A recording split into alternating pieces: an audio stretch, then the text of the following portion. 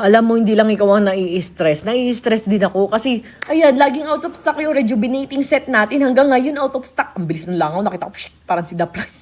Out of stock lagi ang ating Rejuve set kasi sobrang ganda, sobrang mabenta naman kasi. Imagine mo naman kasi yung Rejuve set natin, 5-in-1 na. May serum na, may toner, may dalawang sabon, may tinted sunscreen pa, may night cream. 6-in-1. O, di ba? Nakakaloka talaga. Kaya naman grabe, pinapapak talaga nila. Pero habang out of stock, mag-check out kayo ng new products natin.